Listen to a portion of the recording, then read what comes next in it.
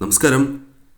ഒരു വീടായാൽ ആ വീട്ടിൽ ഒരു സ്ത്രീ വേണം എന്ന് പഴമക്കാർ പണ്ട് മുതലേ പറയുന്ന ഒരു കാര്യമാണ്. സ്ത്രീ വീടിന്റെ വിളക്ക് തന്നെയാകുന്നു. വീട്ടിലെ വിളക്ക് എന്നാൽ ഐശ്വര്യം നിറയ്ക്കുന്നവർ തന്നെയാകുന്നു. സ്വയം ലക്ഷ്മി ദേവിയായി അവർ മാറുന്നു. ഒരു പെൺകുട്ടി വീട്ടിൽ ജനിക്കുമ്പോൾ ലക്ഷ്മി ദേവി ജനിച്ചു എന്ന് വെറുതെ പറയുന്നതല്ല, അത് സത്യം തന്നെയാകുന്നു. തന്നോടൊപ്പം തൻ്റെ കുടുംബത്തെയും ഉന്നതിയിൽ എത്തിക്കുവാൻ സ്ത്രീകൾക്ക് സാധിക്കുന്നതുമാണ്.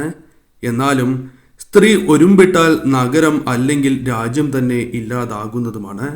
അതിനാൽ സ്ത്രീക്ക് ഒരു ശക്തിയുണ്ട്, അഥവാ സ്ത്രീ ഒരു ശക്തി തന്നെയാകുന്നു. ജന്മനാൽ ദേവിയുടെ ശക്തി ഇവരിലുണ്ട് എന്നതാണ് വാസ്തവം. ഈ കാരണത്താലാണ് ജനനിയാകുന്നത്. ഇതിനാൽ പുതുജീവൻ ഭൂമിയിലേക്ക് കൊണ്ടുവരുന്നതും അവരെ സ്വന്തം കാലിൽ നിർത്തുവാനും സ്ത്രീകൾക്ക് സാധിക്കുന്നതുമാണ്. ഇത്തരത്തിൽ വളരെയധികം ശക്തിയുള്ള ഒരു ജന്മം തന്നെയാണ് സ്ത്രീയുടെ ജന്മം. ശാസ്ത്രലോകം തന്നെ സ്ത്രീ ഒരു അത്ഭുതമാണ് എന്ന് അനുമാനിക്കുന്നു. ഇവരോട് ചില തെറ്റുകൾ അതിനാൽ ഒരിക്കലും ചെയ്യരുത് എന്ന് പുരാണത്തിൽ പരാമർശിച്ചിട്ടുള്ളതാകുന്നു. അകാല മൃത്യു വരെ അവർക്ക് സംഭവിക്കാം. അതിനാൽ ഒരിക്കലും ഈ തെറ്റ് സ്ത്രീയോട് ചെയ്യരുത്. ഏതെല്ലാമാണ് ഈ തെറ്റുകൾ എന്ന് വിശദമായി തന്നെ ഈ വീഡിയോയിലൂടെ മനസ്സിലാക്കാം. ഏതൊരു വീട്ടിൽ സ്ത്രീയെ ബഹുമാനിക്കുകയും അതേപോലെ തന്നെ ആദരിക്കുകയും ചെയ്യുന്നുവോ ആ വീടുകളിൽ എന്നും ലക്ഷ്മി ദേവിയുടെ കടാക്ഷത്താൽ അഥവാ അനുഗ്രഹത്താൽ ഉയർച്ച വന്ന് ചേരുക തന്നെ ചെയ്യും. എന്നും പുരോഗതിയും ഭാഗ്യവും ആ വീടുകളിൽ വന്ന് ചേരുന്നു എന്നതാണ് വാസ്തവം. സദാ ലക്ഷ്മിവാസം ആ വീടുകളിൽ ഉണ്ടാകും. എന്നാൽ മറിച്ച് നിങ്ങൾ അപമാനിക്കുകയാണ് എങ്കിൽ, അവരോട് കോപിക്കുകയോ ഉപദ്രവിക്കുകയോ ചെയ്യുകയാണ് എങ്കിൽ അത് ദോഷമായി മാറും. ഭർത്താക്കന്മാർ ഭാര്യയെ ബഹുമാനിക്കേണ്ടതാകുന്നു. അന്യോന്യം ബഹുമാനമുണ്ട് എങ്കിൽ മാത്രമേ ആ ബന്ധം മുന്നോട്ട് പോകൂ. അതല്ല എങ്കിൽ ഒരു പൊട്ടിത്തെറി അല്ലെങ്കിൽ ഇത്തരത്തിലുള്ള കാര്യങ്ങൾ നാളെ സംഭവിക്കാവുന്നതുമാണ്. ബന്ധത്തിൽ ഒരു വിള്ളൽ വന്നു ചേരും എന്ന കാര്യം നിസ്സംശയം പറയാം. അതിനാൽ തന്നെ അപമാനിക്കുന്നത് തീർച്ചയായും വളരെ വലിയ ദോഷമാണ് എന്ന് മനസ്സിലാക്കുക. അപവാദം അനാവശ്യമായി പറയുകയാണ് എങ്കിൽ ഗരുഡപുരാണ പ്രകാരം അനേകം ശിക്ഷകൾ ആ വ്യക്തിക്ക് വന്നു ചേരും എന്നാണ് വിശ്വാസം. അതിൽ പ്രധാനമായത് അകാല മൃത്യു തന്നെയാകുന്നു. ഈ തെറ്റ് അറിയാതെ പോലും നിങ്ങൾ ചെയ്യുവാൻ പാടുള്ളതല്ല.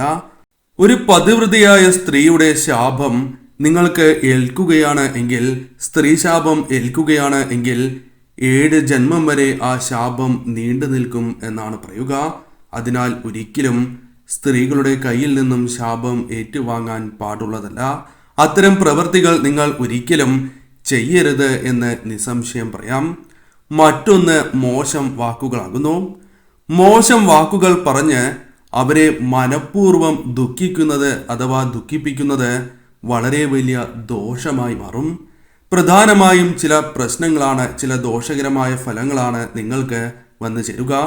സ്ത്രീയെ അപമാനിക്കുന്നതിലൂടെ സ്ത്രീശാപം വന്നു ചേരും എന്ന കാര്യം പ്രധാനമായും ഓർക്കുക. 7 ജന്മം വരെ ആ ശാപം നീണ്ടു നിൽക്കും. കൂടാതെ സൽസന്താന ഭാഗ്യം നിങ്ങളുടെ ജീവിതത്തിൽ നിന്നും നഷ്ടമാകും. സന്താനങ്ങൾ അവർ ശരിയായ രീതിയിൽ വളരണം എന്നില്ല. പല രീതിയിലുള്ള ദോഷകരമായ ഫലങ്ങൾ സന്താനങ്ങൾക്ക് വന്നു ചേരാം. കൂടാതെ ഒന്നിൽ കൂടുതൽ നഷ്ടങ്ങൾ വന്നു ചേരാം. പലപ്പോഴായി നഷ്ടങ്ങൾ തുടർക്കഥയാകാം. പ്രതീക്ഷിച്ച രീതിയിലുള്ള ഉയർച്ച വന്നു ചേരണം എന്നില്ല. ഉയർച്ച ഉണ്ടാകും, എന്നിരുന്നാൽ പോലും നിങ്ങൾക്ക് ലഭിക്കേണ്ടതായ ഉയർച്ച ലഭിക്കണം എന്നില്ല. കൂടാതെ പല അവസരങ്ങളിലും നഷ്ടങ്ങളും വന്നു ഭവിക്കും. രോഗങ്ങൾ വർദ്ധിക്കും.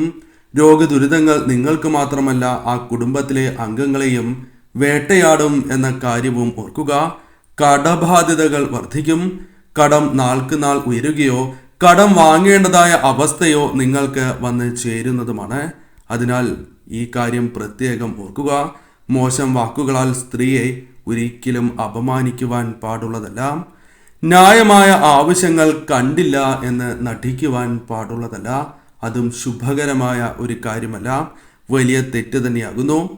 അവരുടെ മനസ്സിന്റെ വിങ്ങൽ എന്നും ദൗർഭാഗ്യമായി നിങ്ങളുടെ കൂടെ ഉണ്ടാകും എന്നതാണ് വാസ്തവം. ദൗർഭാഗ്യമാണ് പിന്തുടരുക. അതിനാൽ തന്നെ നിങ്ങളുടെ ജീവിതത്തിൽ ശരിയായ രീതിയിൽ ഭാഗ്യം തുണയ്ക്കില്ല എന്ന കാര്യം ഓർക്കുക. സ്ത്രീയിൽ ദേവിയുടെ ശക്തി ഉണ്ട് എന്ന കാര്യം നാം എപ്പോഴും ഓർത്തിരിക്കേണ്ടതാകുന്നു. ഒരിക്കലും നിങ്ങൾ വിസ്മരിക്കാൻ പാടുള്ളതല്ല.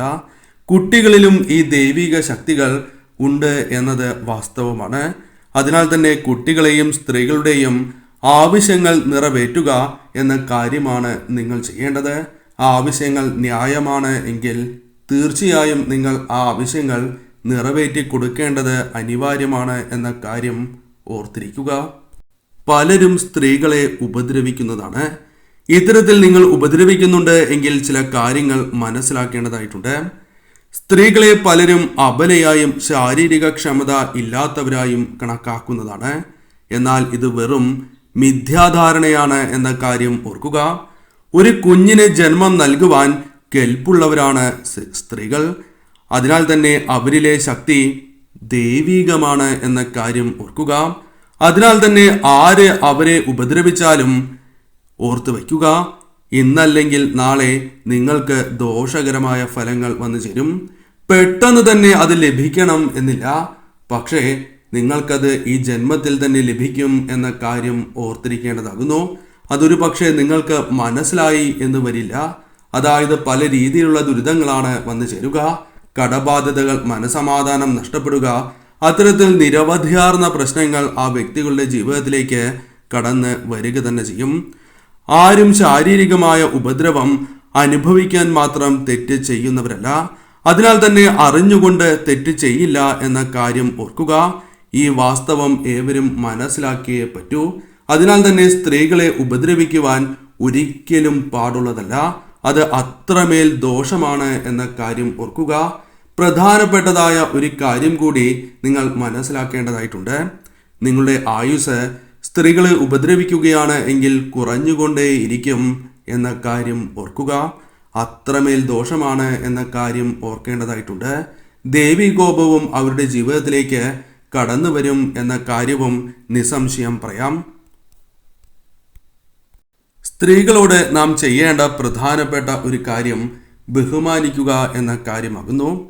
സ്ത്രീയിലെ ശക്തിയെ അംഗീകരിക്കുകയും ബഹുമാനിക്കുകയും ചെയ്യേണ്ടത് ഓരോ വ്യക്തികളുടെയും കർത്തവ്യം തന്നെയാണ്. അല്ലാത്ത പക്ഷം ദേവിയുടെ സാന്നിധ്യം ആ വീടുകളിൽ ഉണ്ടാകണം എന്നില്ല. ദേവി സാന്നിധ്യം നഷ്ടമാകും. ലക്ഷ്മി സാന്നിധ്യം നിങ്ങളുടെ വീടുകളിൽ നിന്നും നഷ്ടമാകും. എത്ര തന്നെ വഴിപാടോ ഏത് മഹാക്ഷേത്രങ്ങളിൽ പോയി പ്രാർത്ഥിച്ചാലോ നിങ്ങൾക്ക് വേണ്ട വിധം ഫലം ലഭിക്കണം എന്നില്ല. അതിനാൽ തന്നെ സ്ത്രീകളെ ബഹുമാനിച്ച് നിങ്ങൾ മുന്നോട്ട് പോവുകയാണ് എങ്കിൽ എല്ലാ ദേവതാ കടാക്ഷവും നിങ്ങളുടെ ജീവിതത്തിലേക്ക് കടന്ന് വരിക തന്നെ ചെയ്യും. രോഗദുരിതങ്ങൾ, സാമ്പത്തികപരമായ പ്രശ്നങ്ങൾ എല്ലാം ആ വ്യക്തിയെ അലട്ടിക്കൊണ്ടിരിക്കും എന്നതാണ് വാസ്തവം. അതിനാൽ തന്നെ സ്ത്രീയെ ബഹുമാനിക്കാതിരിക്കുന്ന വ്യക്തികളുടെ ജീവിതത്തിലേക്ക് ഇത്തരം കാര്യങ്ങൾ പല അവസരങ്ങളിലായി കടന്നു വരും എന്ന കാര്യം ഓർക്കുക. ഈ ജന്മത്തിൽ തന്നെ നിങ്ങൾക്ക് തീർച്ചയായും ശിക്ഷകൾ ലഭിക്കും എന്ന കാര്യം ഓർത്തിരിക്കേണ്ടതാകുന്നു. പലരും ഇത്തരത്തിലുള്ള തെറ്റുകൾ സ്ത്രീകളോട് ചെയ്തിട്ടുണ്ടാകും എന്നതാണ് വാസ്തവം. ആ തെറ്റുകളിൽ നിങ്ങൾ അപലപിക്കുന്നുണ്ട് എങ്കിൽ നിങ്ങൾക്ക് പരിഹാരം ചെയ്യണം എന്ന് ആത്മാർത്ഥമായി ആഗ്രഹിക്കുന്നുണ്ട് എങ്കിൽ ഞാൻ ഈ പരാമർശിക്കുന്ന പരിഹാരങ്ങൾ ചെയ്യുക. തീർച്ചയായും നിങ്ങൾക്ക് ദോഷപരിഹാരം ലഭിക്കുന്നതാണ്. ചൊവ്വ, വെള്ളി ദിവസങ്ങളിൽ ലളിത സഹസ്രനാമം പാരായണം ചെയ്യുക എന്ന കാര്യമാണ് ചെയ്യേണ്ടത്. എന്നാൽ നിങ്ങൾക്ക് പാരായണം ചെയ്യുവാൻ സാധിക്കുന്നില്ല എങ്കിൽ ഇന്നേ ദിവസം തീർച്ചയായും കേൾക്കുക. എന്നാൽ പാരായണം ചെയ്യുന്നതിൻ്റെ അത്ര പുണ്യം ലഭിക്കണം എന്നില്ല. അതിനാൽ തന്നെ പ്രത്യേകം ശ്രദ്ധിക്കേണ്ടത് പാരായണം ചെയ്യുക എന്ന് തന്നെയാണ്. ദേവീക്ഷേത്രത്തിൽ നിർബന്ധമായും ദർശനം നടത്തണം. ചൊവ്വ, വെള്ളി ദിവസങ്ങളിലും മറ്റ് വിശേഷപ്പെട്ട ദിവസങ്ങളിലും അടുത്തുള്ള ദേവീക്ഷേത്രത്തിൽ തീർച്ചയായും ദർശനം നടത്തുക. ദേവിക്ക് മാല വഴിപാട് നടത്തുക. കൂടാതെ അവിടെ ഇരുന്ന് മന്ത്രങ്ങൾ ജപിക്കുന്നതും ഏറ്റവും ശുഭകരമായ ഫലങ്ങൾ തന്നെയാകുന്നു. കൂടാതെ സ്ത്രീകൾക്ക്, അർഹരായ സ്ത്രീകൾക്ക് ദാനം നൽകുന്നതും ഏറ്റവും ശുഭകരമാണ്. അവർക്ക് ആവശ്യമായ സഹായം ചെയ്തു നൽകുന്നതും ശുഭകരം തന്നെയാകുന്നു. ഏത് സ്ത്രീയോടാണോ നിങ്ങൾ തെറ്റ് ചെയ്തത്, ഇത്തരത്തിൽ അപമാനിച്ചത്, ആ സ്ത്രീയോട് മാപ്പ് അപേക്ഷിക്കേണ്ടത് അനിവാര്യമാകുന്നു. അവരിൽ നിന്നും ക്ഷമിച്ചു എന്ന വാക്ക് ലഭിച്ചാൽ തീർച്ചയായും നിങ്ങളുടെ ജീവിതത്തിൽ മാറ്റങ്ങൾ വന്നു ചേരും. അതിനാൽ തന്നെ തീർച്ചയായും ഇന്ന് തന്നെ ക്ഷമ പറയുവാൻ മറക്കാതിരിക്കുക.